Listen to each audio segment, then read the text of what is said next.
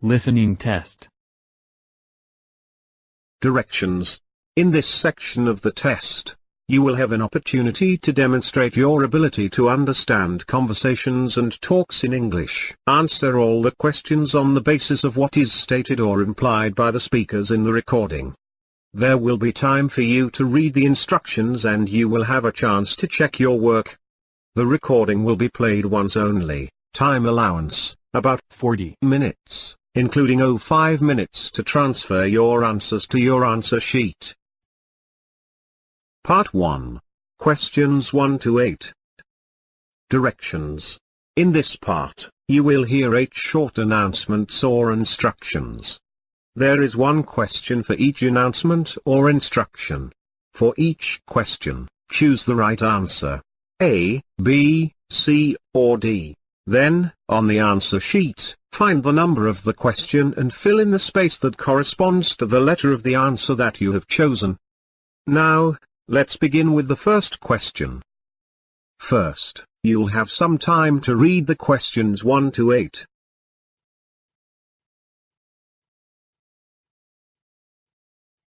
One.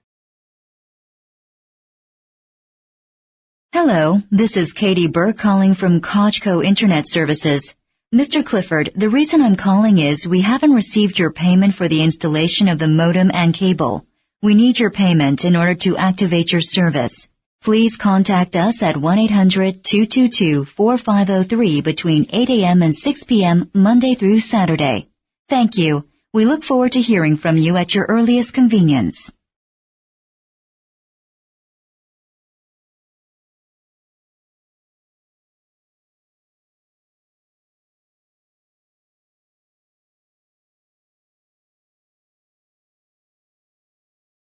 Two.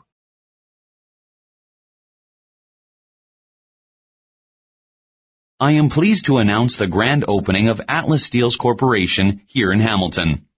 As Director of Operations, I can only try to express how proud I am. We will open the plant doors in early July, and we'll look at hiring an additional 100 staff members. And then closer to the end of the year, we will most likely bring on another 75 people. We've expanded quite a bit since our first production facility in Milton, to our present-day plants in Portland, Rochester, St. Louis, and now here in Hamilton. We are looking forward to joining the community.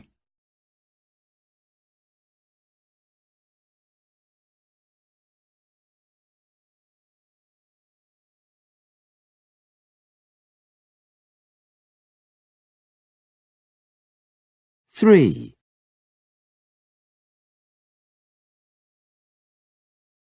Miss Damon, this is Peter Bedford calling from the Air Italia Airlines security desk. I am happy to inform you that we have located your baggage from flight AI-893. We will be delivering it to the Nardisi Hotel. I believe this is your location while you're staying in Rome. The delivery should arrive this afternoon before 4 p.m. Should you have any questions, please contact me at 1-888-567-4FLY. We sincerely apologize for any inconvenience this may have caused you, and thank you once again for your continued patronage.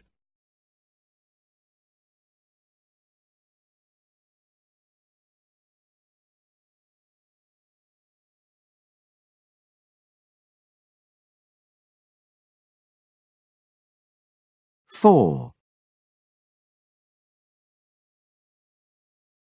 Welcome to Pella Morrison. My name is Cameron, and I will be serving you this afternoon. We have 2 special dishes prepared by our chef this lunch. I would highly recommend both the sun-dried tomato and feta-stuffed chicken, or the wild rice stuffed bell peppers. Both items are priced at $17 and are served with a cup of soup and a side salad. Our pastry chef has also added an item to the dessert menu. It's a lavender-infused mousse cake served with chilled whipped cream for $8. Would you like something to drink while you are making your decisions?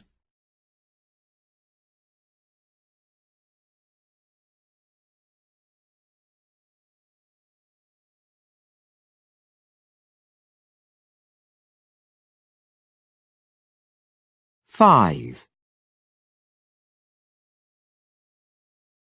The Township of Lincoln would like to inform its citizens of the upcoming city closures due to festival events. Starting Friday, November 9th, St. Paul Street will be closed due to the annual city parade.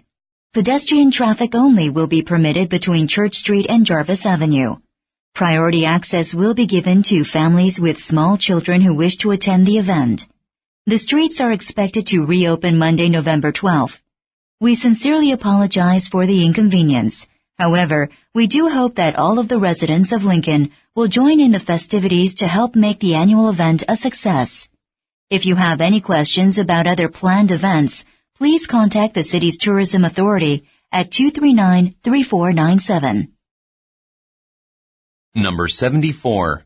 What is the purpose of this radio announcement?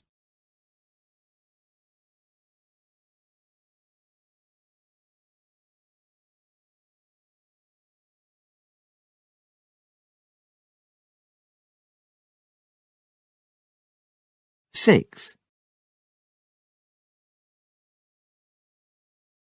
Good afternoon, ladies and gentlemen, and welcome to our third annual Business Awards Luncheon. We will begin with opening comments from last year's Business Person of the Year, after which we will enjoy a buffet-style lunch. Please remember that tickets are still available for next month's charity ballroom dance event entitled Under the Sea, which you can purchase at the reception desk. Shortly after lunch, we will be acknowledging this year's award winners. Please sit back and enjoy.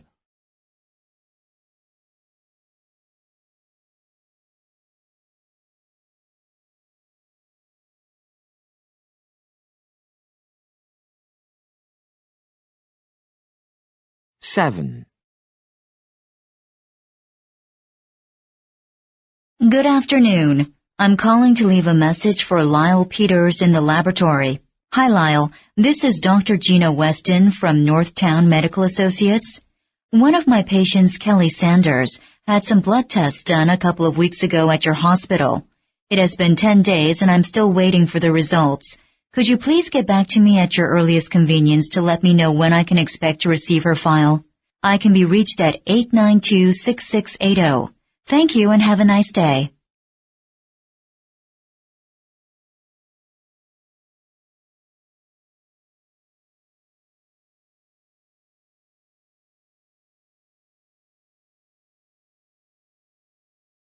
Eight. This is the final destination of our tour today. You'll notice that this room is unique in comparison to the other rooms we've looked at today. This is the master bedroom, and despite the fact that it was decorated over the same period, it looks much more modern. The other bedrooms are a more traditional Renaissance style. However, completion of this room did take longer than the others due to tight finances in the Great Depression. Work was stopped for over 2 years until Mr. Jenkins' business flourished once more. Before you leave the building, let's stop in the gift shop where replicas of the Jenkins' many treasures are sold.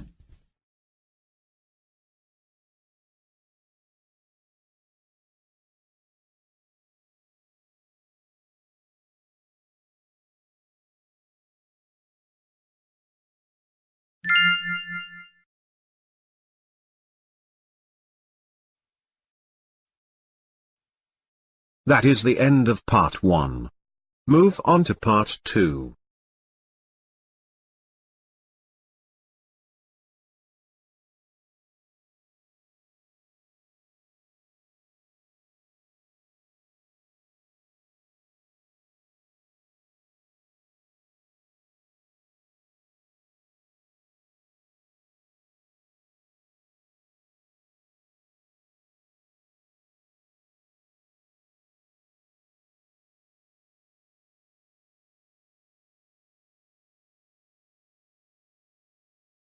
Part 2. Questions 9 to 20. Directions. In this part, you will hear 3 conversations. The conversations will not be repeated. There are 4 questions for each conversation. For each question, choose the correct answer. A, B, C, or D.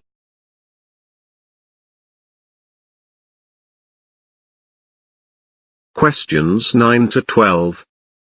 First, take some time to look at questions 9 to 12.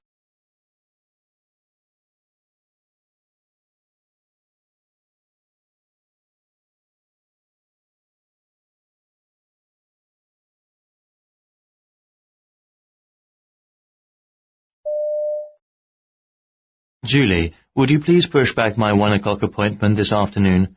I have an emergency meeting with the President. Of course, Mr. Lorry. When would you like to reschedule? Well, the President informed me that some clients will be arriving at 2, so let's say 4 o'clock. I should be back in my office by then. Great. I'll see if he can be here at 4.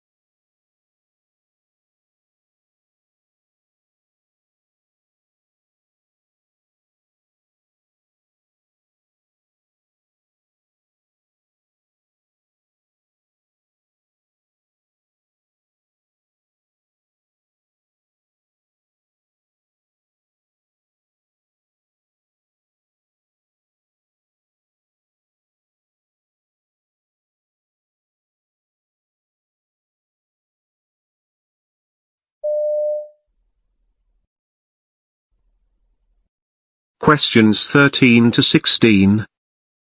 First, take some time to look at questions 13 to 16.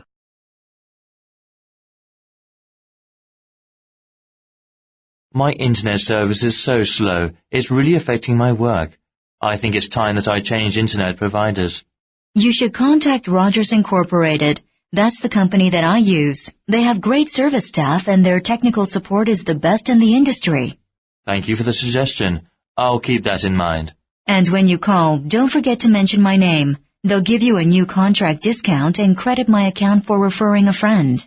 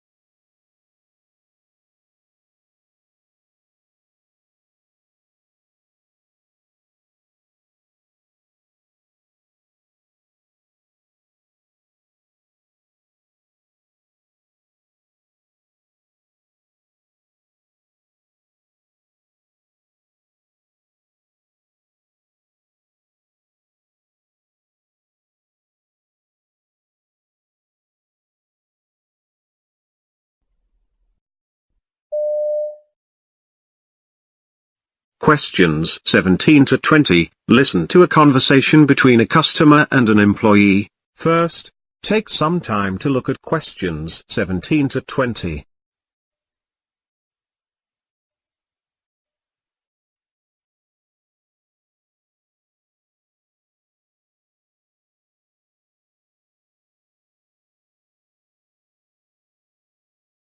Pardon me, is this the information desk for the leadership training seminar? Yes, it is. What is your last name? I'll pull up your registration file and package for you. I'm Ted Dyson. And also, do you know where the talk on employee motivation will take place? It begins at 10 a.m. in Conference Room A, here in the main convention building.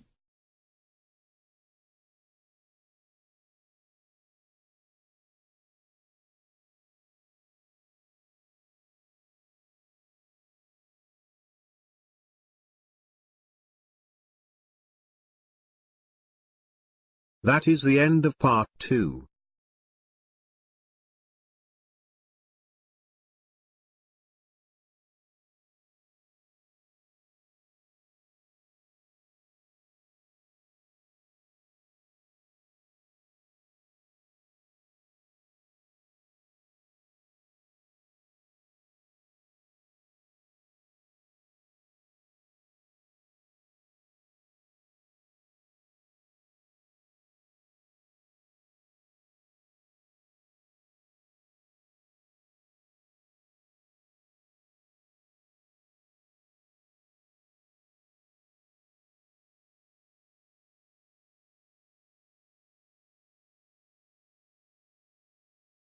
Part 3.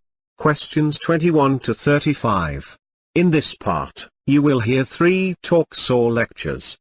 The talks or lectures will not be repeated. There are 5 questions for each talk or lecture. For each question, choose the right answer. A, B, C, or D. Questions 21 to 25. Listen to part of a lecture in a psychology class. First, take some time to look at questions 21 to 25.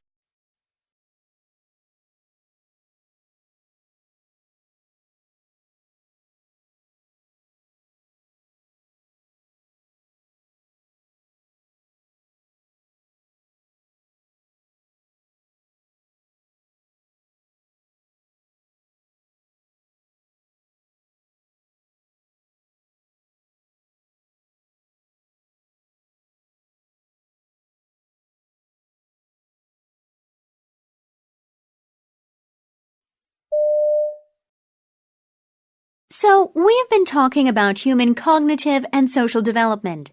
Now, I'd like to move along to discuss Abraham Maslow's hierarchy of needs, a very influential theory that has been widely applied both inside and outside the field of psychology in education, social work, and even criminal justice. Now, Maslow began his career studying the behavior of monkeys, and one of the most interesting things he noticed was that some of the monkeys' needs took precedence over others. Some needs appeared to be more important. For example, if the monkeys were both hungry and thirsty, they would seek water before food. See, you can only live for a few days without water, but food, well, food is still important. You still have to eat, but the need for water is stronger. The monkeys also needed to play to get exercise, but the needs for food and water were more pressing. Out of his observations of monkeys and later observation of people, Maslow developed his ideas into the now famous hierarchy of human needs. Let's take a look at each layer of these needs in greater detail. As the monkey story illustrates, the first layer, the physiological needs, is the foundation, the needs that must be met first. Unless you get enough oxygen, water, protein, salt, sugar, vitamins, and minerals, and unless you maintain a healthy pH balance, body temperature, and so on, you won't live long enough to worry about very many other needs. Moving on, the second layer of needs is, the need for safety and security. So let's say you meet all your physiological needs. Soon, you'll probably start thinking about finding stability and protection, developing structure, creating order, those kinds of things. Defined negatively, when you're no longer hungry and thirsty, fears and anxieties are your next concern. You want to find a safe neighborhood, job security, a retirement plan, and so on. Meet these needs, and you'll focus on the needs for love and belonging, which is the third level in Maslow's hierarchy of needs.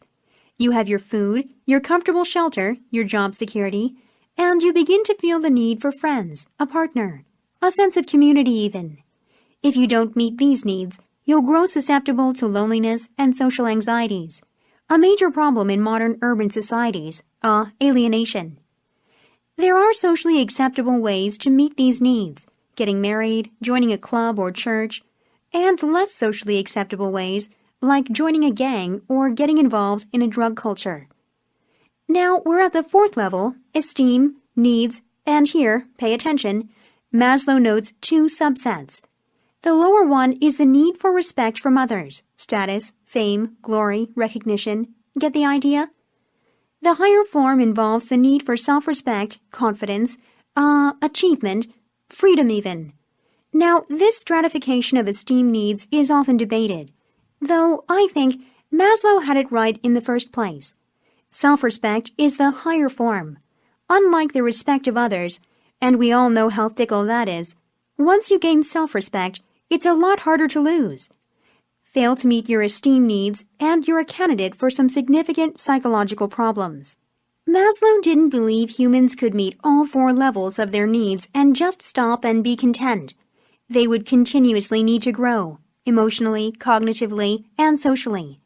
This is what he refers to as self-actualization, the fifth level.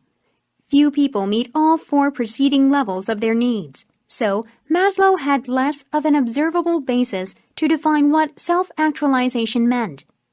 And let's face it, this level is also the most abstract, the hardest to pin down.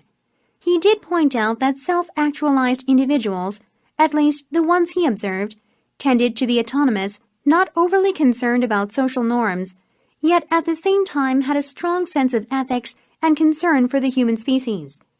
They demonstrate a non-hostile sense of humor as well as a sense of humility and respect for others. They tended to be very creative, inventive people.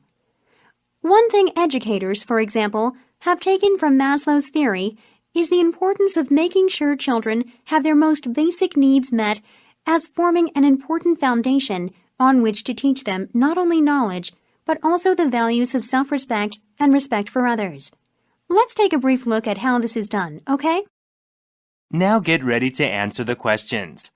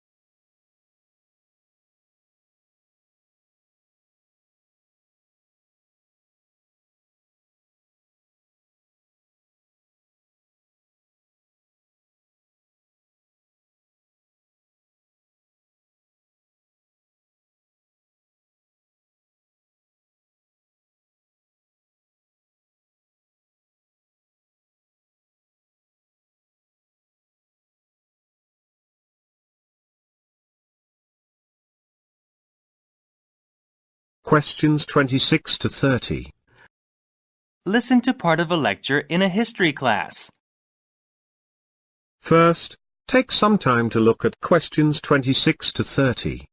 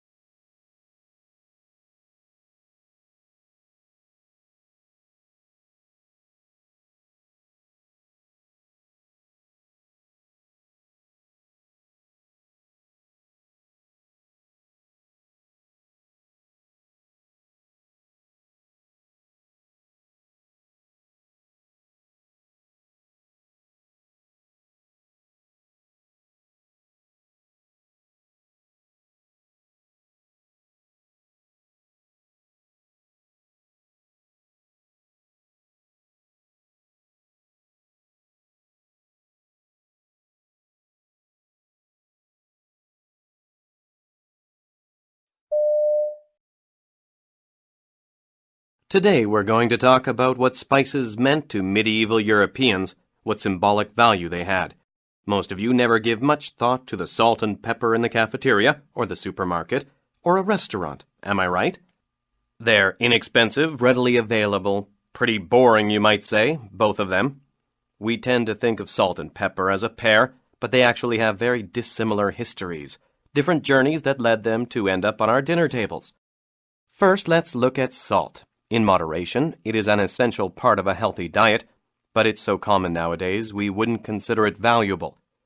The attitude was different in, say, some kingdoms of Africa that maintained ancient salt trading routes across the Sahara Desert, some of which still exist today. Of course, people need some in their diet, but it was valuable mostly because it was one of the few substances known to keep foods from spoiling quickly. Our word salary comes from the Roman practice of paying soldiers partly in salt rather than entirely in money. But, back to my point, trying to lay out some symbolism for you here. While medieval Europeans would have considered salt a very necessary substance, they also considered it very mundane, nothing special, sort of like how we see it today. Now, pepper was the exact opposite. Medieval Europeans developed quite a powerful taste for pepper and other spices like cinnamon and nutmeg. Sure, you could use pepper or nutmeg or cinnamon to season your food, but they're not essential to the diet like salt. Some people believe that these spices were important for preserving food or even flavoring food that was no longer fresh. Well, that's not such a good explanation for the popularity of these spices, as medieval Europeans already had salt and plenty of native herbs to flavor or preserve food. Does anyone have any ideas why pepper and other spices might have been so popular? How about you, Diane? Maybe they taste better? Sort of. You're headed in the right direction. I mean, they were more desirable and taste may have been one factor, but something that's strange or different or exotic might be more interesting, right? And so, it was with pepper and other such spices like cinnamon, ginger, cardamom. Sorry, Professor, but how exactly could pepper be exotic? Good question. See, they didn't call this time period the Dark Ages for nothing. Travel and commerce across long distances were dangerous and rare. Your average European was generally not in contact with anyone outside his or her local world, say within a 10-mile radius or so, except through the church. But that's a whole different issue that we're going to bypass for the moment. Now where was I? Oh yes, so pepper came mainly from India and cinnamon from Ceylon, what we now call Sri Lanka. But very few medieval Europeans had the slightest idea where they came from. All they knew was that merchants could buy spices from Arabs in Egypt. Where the Arabs got them from was a mystery. So, the spices were valuable just because they came from far away? Yes, right, but even more than that, and this is what I want you to get out of our discussion today, because spices were rare, pretty much only purchased by the upper classes, nobility, not by the masses. There's no way you'd find pepper on a table in a medieval university dining hall, and if you did, you wouldn't take it for granted. You'd feel pretty special eating it. Because they came from so far off, well, the disconnected Europeans weren't quite sure where a lot of them came from. Spices were actually thought to have their origins in paradise. So people actually believed spices came from heaven? Well, not exactly what we think of as heaven today. In the worldview of medieval Europeans, paradise was some physical place on earth, someplace far off and unknown, but real. That's what gave exotic spices their symbolic value. Salt, like salt today, was available to all, a very democratic item, you might say. Pepper, cinnamon, and so on were reserved exclusively for the aristocrats, kings, queens, ruling nobility. Spices were more than useful. They set the rulers apart from their subjects and suggested that they, the higher classes, were closer to paradise than the commoners. Now get ready to answer the questions.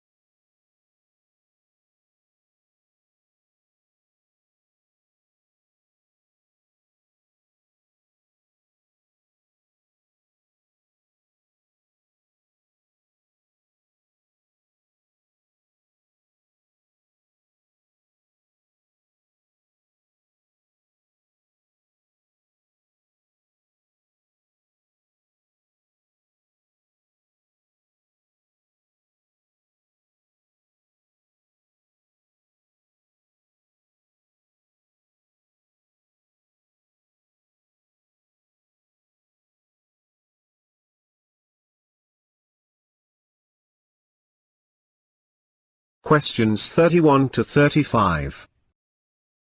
Listen to part of a conversation between a student and her professor. First, take some time to look at questions 31 to 35.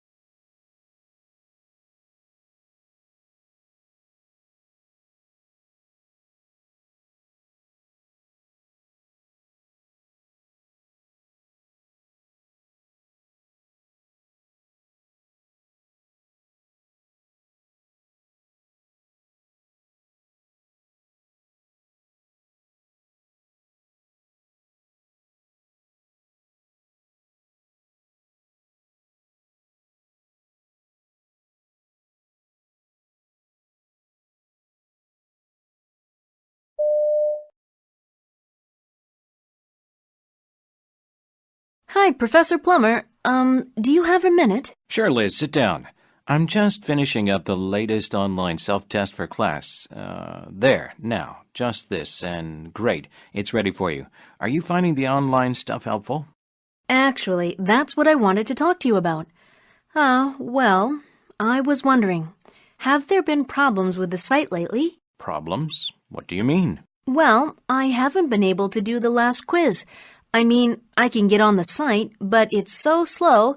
It's really frustrating. There's like a delay with everything I type. A delay? Yeah, I don't see the letters immediately as I type them, like I do in a word processing document, for instance. And then all of a sudden, they'll show up, the letters, in a group.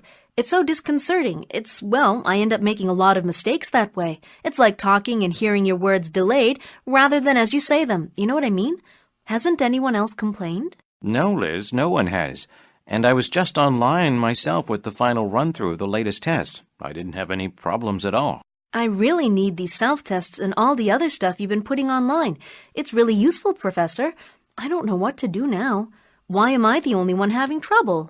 Well, Liz, maybe you have a virus. I thought about that, but I've been running an antivirus program all the time I'm on my computer. What about spyware and adware? Do you have a program for that? Well, sure, my antivirus program. I doubt it, Liz. Most antivirus programs aren't set up to look for spyware or adware. You need a separate program for that. There are several good ones out there.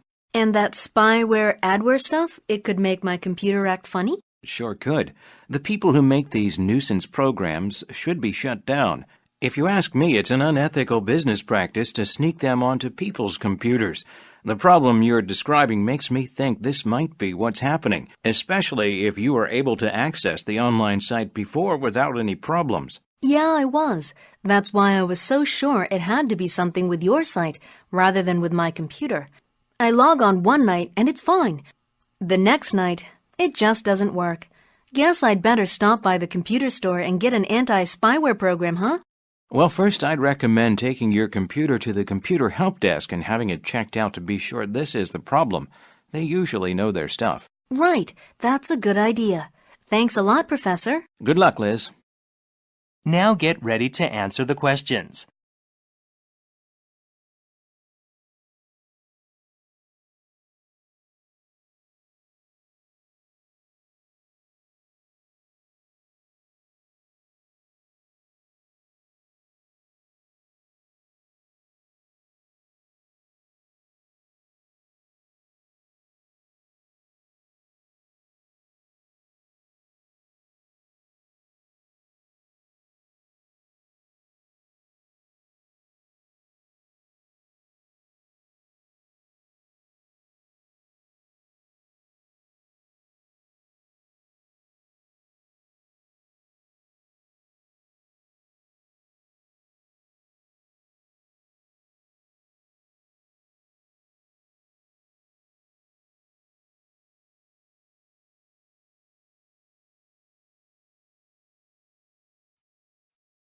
This is the end of the listening paper.